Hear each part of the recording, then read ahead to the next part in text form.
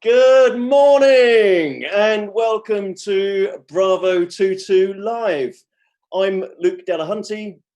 I've been involved with Bravo for 5 years now, since appearing in one of their stage productions in Aylesbury at the Waterside Theatre. I absolutely loved it, and I've been involved ever since and have toured the country and met some amazing people. It's been fantastic. So welcome to all of you this morning tuning in. What have we got coming up over the next sort of couple of weeks? Well, so far, let me tell you what we've had. We've had comedy, we've had theatre, we've had art, all these professionals in their field coming into our own homes and sharing their top tips with you, with us. So today we've got Lily Phillips. We'll be going over to her in a minute. But before we do that, I would just want to remind everybody to be as interactive as you can. Ask questions on your chat window over here or there, whichever side it is. Some really good questions I want from you guys. Matt Whiteman, you just do your best, buddy.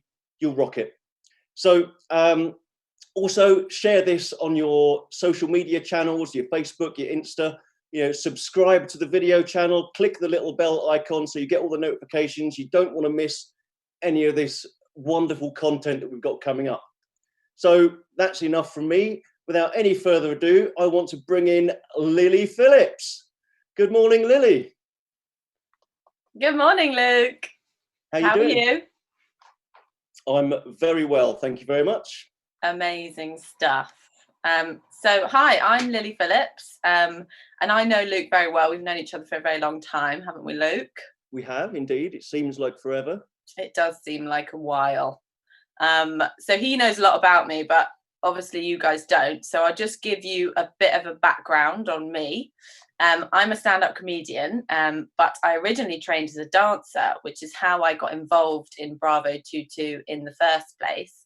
So about 7 years ago, I think it was, they put on a production of The Two Worlds of Charlie F, which I was asked to choreograph, which was an incredible experience. And then after that, I started a cabaret show with my friend, which was singing and dancing.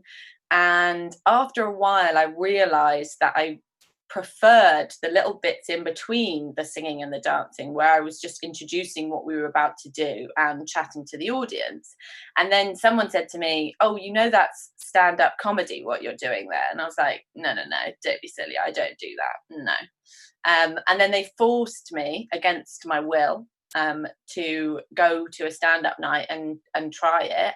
And I'm so glad they did, because I did it for 3 years, and it's been amazing. And I just came third in New Comedian of the Year award. I've been on BBC Three, I've been on All Four, and most recently I did a show on ITV2 called the Stand Up Sketch Show, and you can actually watch it on the ITV Hub still. I think it's available if you get super bored. Have you watched any of them, Luke?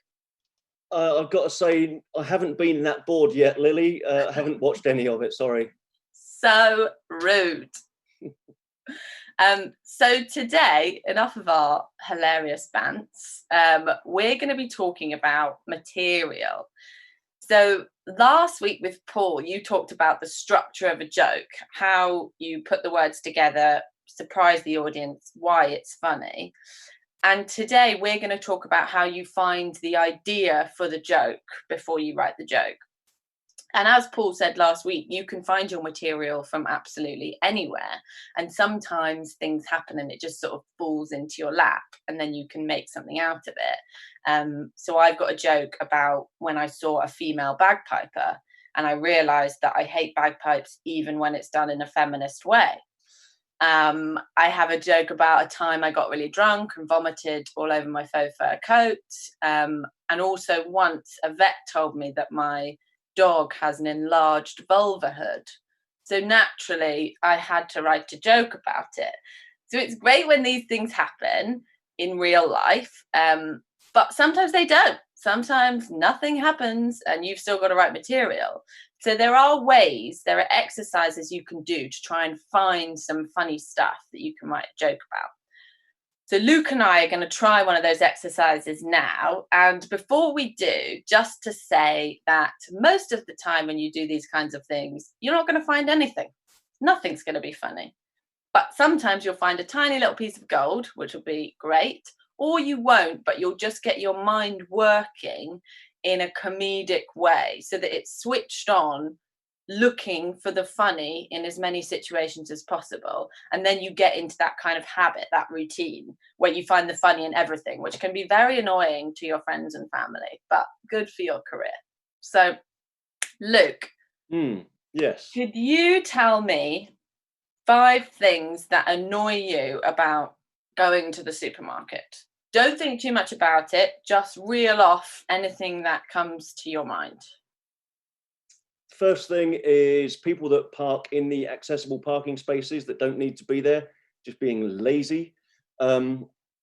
People that dawdle around the aisles, getting in your way. I like to get everything, go in there, get my shopping and leave. People that are always like, oh, sorry, coming too close to me, giving me, how wide do they think my wheelchair is? Just sort of saying sorry all the time. That's annoying. Then getting to the checkout, you just want to pack your stuff, go home, and the checkout staff are being overly cheerful. Oh, hi, how are you? Isn't it a lovely day out there today? And you, shut up. Yeah, lovely. That's my list. That's great. There's some really good stuff in there. It's really interesting. What I found the funniest, I think, in that list was that the most annoying thing to you is when people are just being nice and friendly. That makes me sound really grumpy. I didn't know you were such a meanie, Luke. Oh, neither did I. Thanks for enlightening me. You're welcome. You're welcome. You're actually a mean, bad person. No, but that's what's funny, because we don't expect it. It's also like your appearance. You look very sweet and innocent, and then you say that you just find it really annoying when people are nice to you. And I think that's quite funny. And I think if you were developing that into some kind of set, you could structure it in a way that starts with the most annoying thing about going to the supermarket for me isn't when someone is always parked in the disabled bay, even when they're not disabled. It isn't when people move out the way from me because I don't know how big they think my wheelchair is, like they're trying to escape something. It's not that. And you're kind of saying these things, like you're saying you're not annoyed, but you're like, it's not annoying when people do this, but you are actually annoyed. And then at the end, it's the thing that most annoys you is when the checkout staff are just making small talk and being quite sweet to you, because that's unexpected. But at the same time, you are telling us about your experience. Yeah. And what's great about stand-up comedy is obviously the jokes, but also someone's point of view. So you're learning about what it's like to be somebody else. And that's interesting for other people to listen to. But then at the end, the joke you get to is actually something that we all find annoying. Okay. Yeah, that makes complete sense. Does it? So, yeah, surprisingly, yeah. Well done.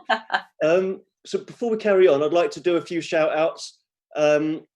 So we have got Angela from the Legion, and we've got Bravo 22 members, Lorraine, Matt, Tip, Dean, Sarah, Baz, and Ian are all watching. So hello to you guys. Hi, guys. Yeah, woohoo. Woo! A couple of questions here, Lily. Yeah. Matt Whiteman is asking, who do you try out your new material on? My dog. So what sort of response do you get from your dog? She's pretty indifferent to it. But I mean, I do say that as a joke, but I do actually practice my material when I'm walking my dog, because I can just sort of like go through it in my mind. And actually, if you think about an idea and you think it's funny, sometimes all you need to do is say it out loud to realize that it's not funny at all. And then at least you haven't inflicted that on anybody else before. And the best place to really try it is just to go out and do it at a gig. and have strangers who don't know anything about you hear that joke, and they're not going to laugh unless they think it's funny, unfortunately, which can be horrible, but at least it's honest. Okay, so Sue is asking, what was your first stand-up gig, Lily? Well, my first one was this gig that you can do, which is sort of a competition, but it's for new stand-ups. And I didn't really understand anything about it. And I went with my boyfriend. And when I arrived, they had a list of names, and I thought that was the running order for the show. And I was like really near the bottom. So I was like, oh, it's fine. I can relax for a while, because obviously I was so terrified. And then we get into the audience and the MC starts talking. And then he says, oh, we're going to pull names out of the hat to decide who goes on first. And that will be how they do it all the way through. And as I'm like processing this in my mind, going, oh my God, that means I'm not where I was in the list. He's literally pulling my name out of the hat and saying Lily Phillips on stage. And like, and I just had to go. Like, I was just forced. And my boyfriend said afterwards, like, he could not believe that I got up and just went and did it. I mean, it was not funny at all, but I feel proud that I didn't just run out of the pub. You did it anyway. Good. So another question, how do you work out your comedy style? That's from Alice. That's a really good question, because style and your persona is so important, and I think you don't realize it straight away. If you're not doing a character, some people develop a character and that's how they write their material, but if you're just going up as you in a way, then you just think you're giving off your honest impression of yourself, but actually everybody does a kind of version of themselves when they go up on stage, slightly more exaggerated or more confident, or I don't know, maybe a ruder version of yourself, and you wouldn't actually be like that in normal life. So I think that comes naturally as you keep performing and as you get certain responses from the audience. I think asking people how you come across on stage is really important, because you can't always see it, because you know who you are. You don't know what it's like to see you for the first time. Does that make any sense, Luke? Am I just talking nonsense? No, it does. You have this persona that you try and project. Like when I came into the room, I don't always come into my front room and go, good morning. That would be a bit weird. That would be weird to do that, but sweet. Couple more questions.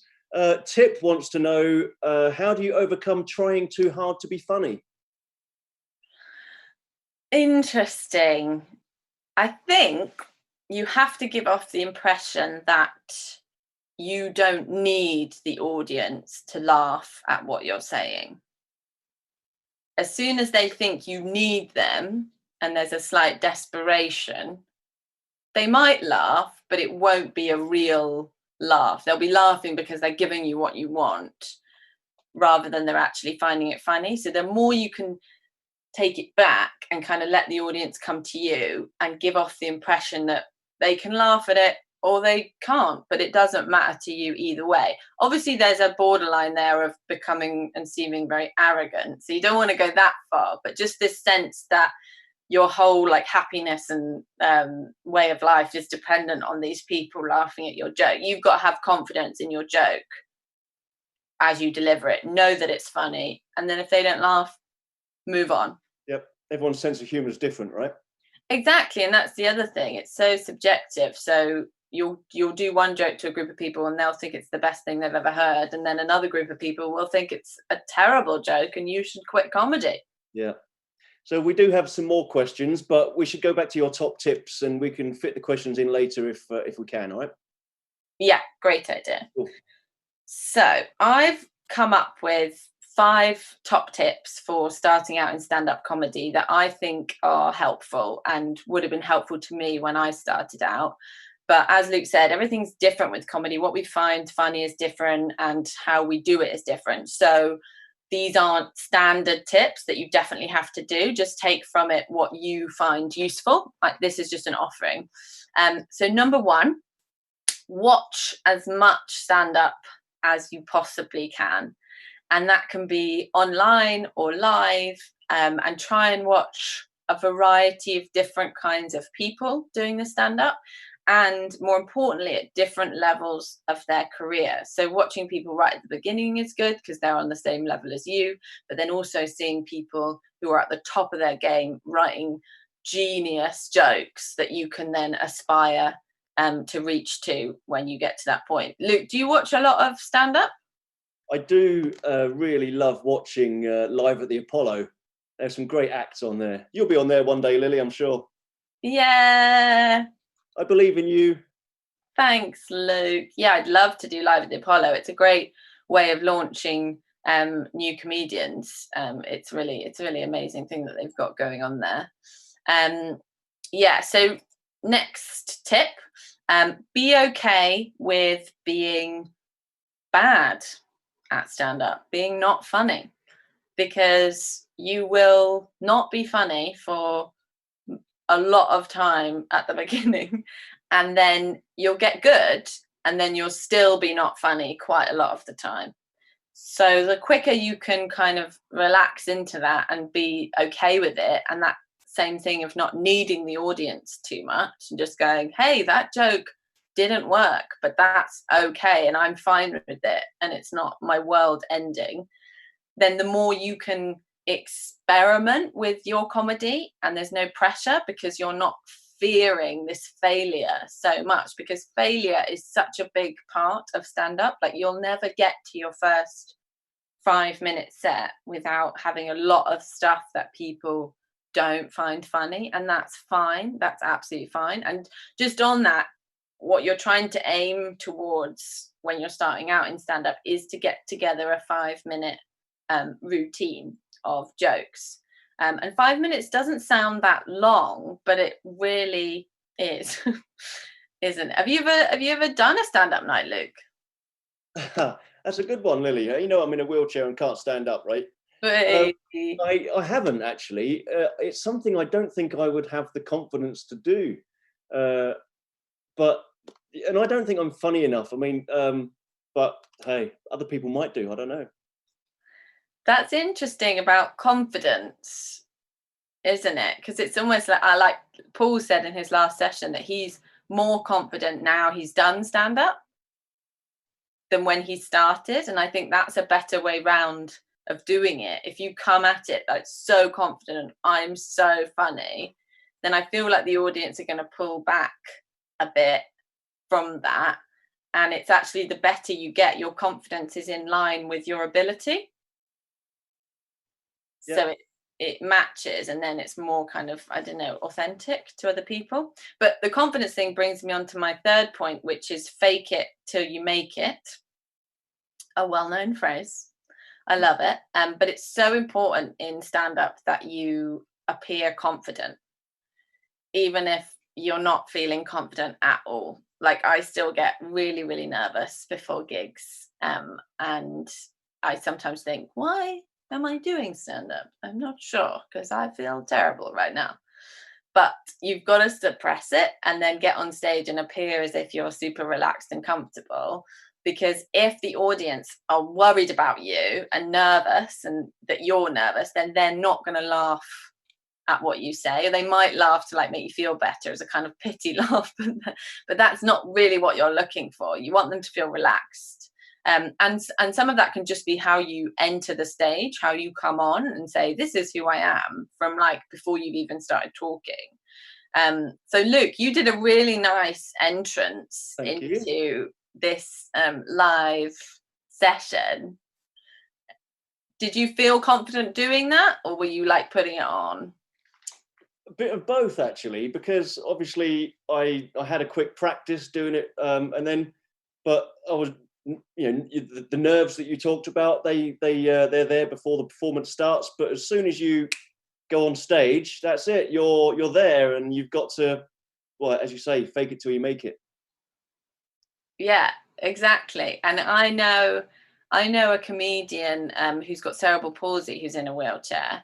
And if the stage that he's going to perform on is not accessible, and it's like got a slight raise to it, which a lot of them are, which is pretty bad, he comes on to the stage in a really kind of clunky, oh my God, really dramatic way to make a joke out of it. So he'll like throw himself onto the stage, then pull up his wheelchair, smash it onto the stage, be like chatting to the audience as he's doing it, being like, it's like they didn't know I was coming on. Like, and he'll just keep making the funny out of it.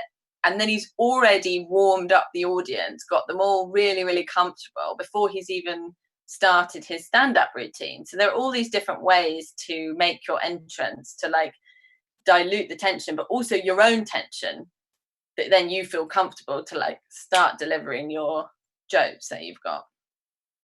Okay, we've got so many questions here, Lily. We're not going to be able to get through all of them, but let me choose one from Luke. Being funny in everyday life is something we do naturally, but being funny on demand is difficult. How do you do it? Yeah, that's really tough. I think at the beginning it's a lot about writing material, so that then you're writing material that's funny. So you just having to be funny off the cuff isn't the pressure, because you've written the jokes, you've prepared. I think a lot of people think stand-up, a lot of it is just improvising.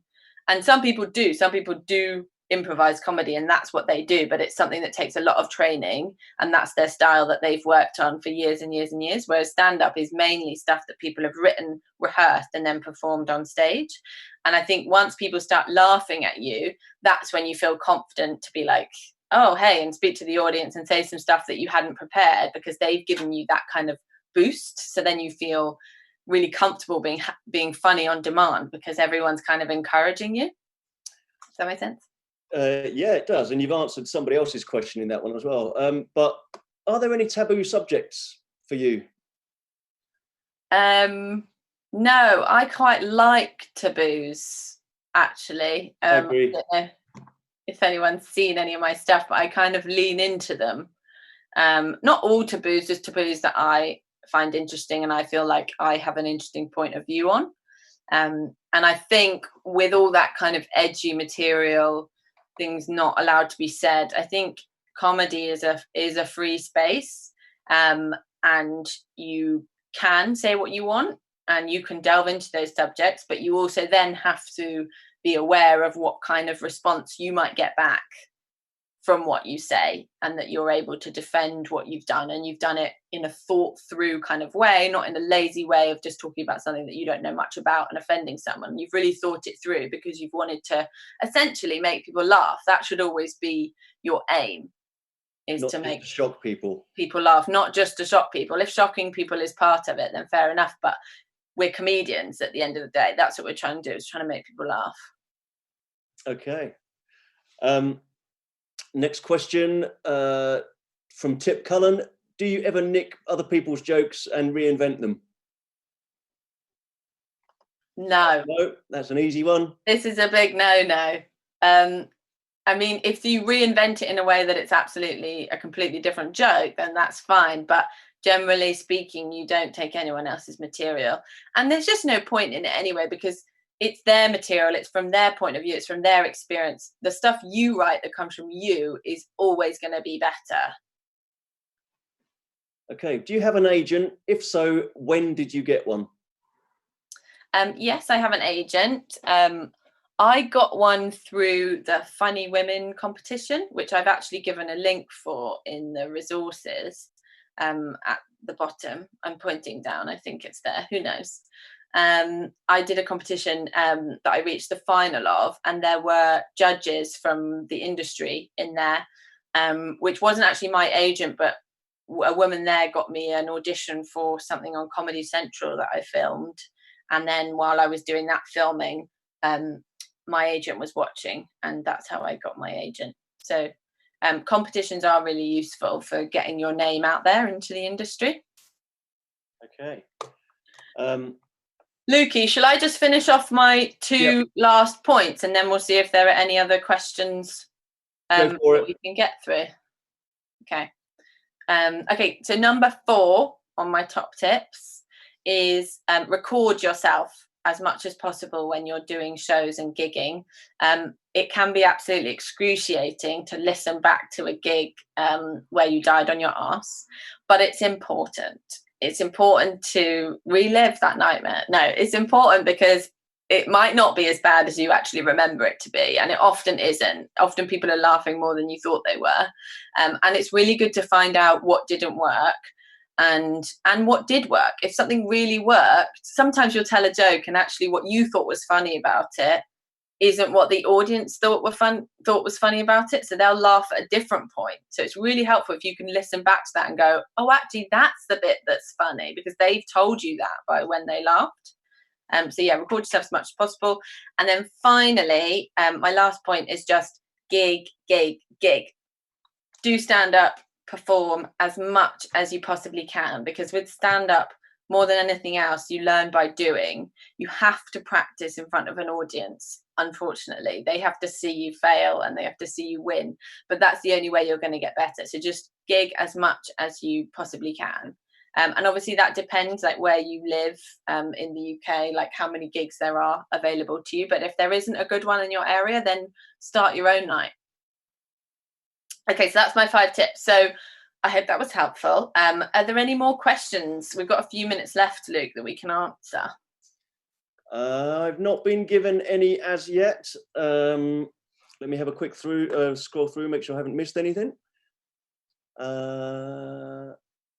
Do you have any questions for me, Luke? You've already answered the things that I wanted to know, Lily. Thank you very much. I can't read and think at the same time. Why not? I'm a man, and it's well known that we can't multitask. I knew it. Yep, there's nothing that we've missed out. Okay, well, we can just have a chat then. Okay, let's do it. So I was supposed to do my show at Edinburgh Fringe Festival. You came to my preview. Did you like it? I did, yeah. Neris and I came to watch your practice, your rehearsal show, yeah. And you asked me about if I knew what a moon cup was. We've got a question here from Lorraine. Lily, do you miss dance?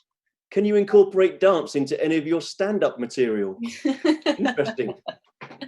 I have thought about that, Lorraine. I have, but I haven't quite worked it out yet. I do talk about my dancing a bit in my stand-up set, but it's not really that funny, I don't think. I kind of just keep them separate. But yeah, it might be funny to do like a hilarious sort of tap dance maybe halfway through my set. People would not be expecting it. Or maybe not. Maybe not. Another question. Are you doing any online gigs that we can watch? I'm doing the odd one. I do an Instagram live with my friend Esther Manito for 10 minutes some evenings. It's kind of weird. We're just doing a Pictionary game on Instagram live, but we're running out of themes. So last night we did what type of window am I drawing? Okay, interesting. For any window fans, tune in to Lily's Instagram feed. So we're just about out of time there. Thank you so much, Lily, for your top tips and being here with us today. Thank you to the Royal British Legion and the the Drive Project for bringing this to us. Thank you, everybody, for tuning in and for asking questions and for being here. Don't forget to share the YouTube channel on your social media. And as Lily said, look below for links and resources that she has prepared. Also, there is a feedback form.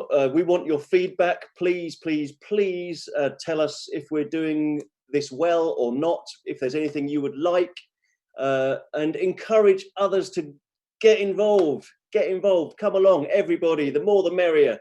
So thank you very much to everybody for being part of today's Bravo 22 live session. See you on Thursday for the art session. Okay, and tomorrow for the comedy session. There's so much going on. Anyway, I'll see you soon, guys. Thank you very much. Goodbye.